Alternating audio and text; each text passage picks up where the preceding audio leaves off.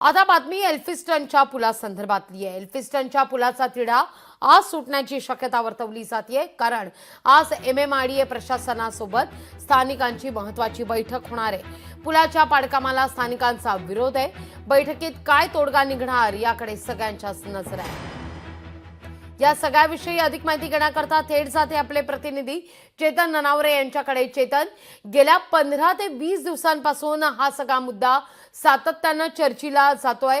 Elphinstone पूल आज पाडणार, 4 दिवसांनी पाडणार, अशा अनेक तारखा सुद्धा समोर आल्या, पण स्थानिकांनी मात्र या सगळ्याला आता विरोध दर्शवलाय। या सगळ्या संदर्भात आज महत्त्वाची बैठक होतीये। काय नेमका बैठकीत सूर उमटू शकतो स्थानिकांकडून, या सगळ्याचे काही संकेत पोहोचतायत का?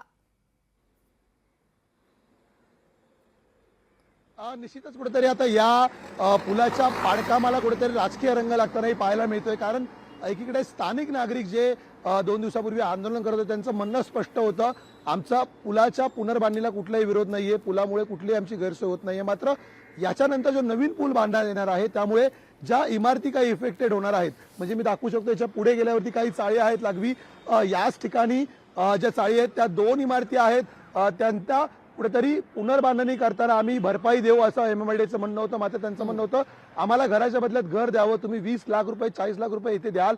मात्र इथल्या मार्केट रेटनुसार त्या घरांची किंमत ही 1 करोडच्या आसपास आहे। त्यामुळे त्या 2 इमारतींचा प्रश्न होता। मात्र बाकीच्या ज्या नजीकला पुलाच्या लागून ज्या इमारती आपल्याला दिसत आहेत लागवी, त्या ठिकाणच्या ज्या 17 इमारती आहेत, त्यांचं म्हणणं आहे की नवीन जो ब्रिज बांधला जाईल त्याच्यानंतर आमच्या बिल्डिंगच्या समोरून हा ब्रिज जाणार आहे। त्यामुळे भविष्यामध्ये जर या 100 वर्ष जुन्या इमारती उभारण्याचा पुनर्विकासाचा प्रयत्न केला तर मात्र आम्हाला अडचण येऊ शकते। त्यामुळे त्या संदर्भातील खात्री, आमचाही पुनर्विकास करावा, आम्हालाही घराच्या बदल्यात घर द्यावं, अशी मागणी या बाकी रहिवाशांनी केलेली आहे। मात्र काल रात्री आदित्य ठाकरेंनी एक वेगळं ट्विट केलं आहे।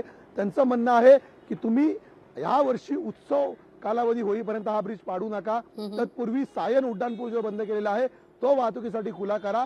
आणि दुसरीकडे गणपतराव कदम मार्गाचं काम सुरू आहे, साने गुरुजी मार्गाचं काम सुरू आहे, ते काम पूर्ण करा आणि त्यानंतर या वर्षाखेरीस हा पूल पाडायला घ्या, नाहीतर वाहन चालकांची प्रचंड त्यांना मनस्ताप सहन करावा लागू शकतो। त्यामुळे ठाकरे गटाने घेतलेल्या या वेगळ्या भूमिकेमुळे आता भाजप आणि आशिष शेलार ज्यांनी या प्रकरणात मध्यस्थी केलेली होती, अक्षता तेंडुलकर इथल्या विभागाध्यक्ष होते, त्यांनी आंदोलनामध्ये सहभाग घेतलेला होता, त्यांची आता कोंडी होऊ शकते। त्यामुळे मुख्यमंत्री देवेंद्र फडणवीस याच्यामध्ये ते काय सुवर्ण मध्य काढतायत, रहिवाशांना काय आश्वस्त करतात हे पाहणं महत्त्वाचं असेल। अन्यथा आज या ठिकाणी MMRDAने हा ब्रिज पाडायची तयारी पूर्ण केलेली आहे। जर तोडगा निघाला नाही तर रहिवाशी पुन्हा रस्त्यावर उतरू शकतात आणि पुन्हा याचं पाडकाम थांबू शकतं। लागवी निश्चित। चेतन, तुर्तास धन्यवाद तुम्ही दिलेल्या एकूण असे सविस्तर माहिती करता। लोकशाही मराठी ऐका, पहा, जागरूक रहा।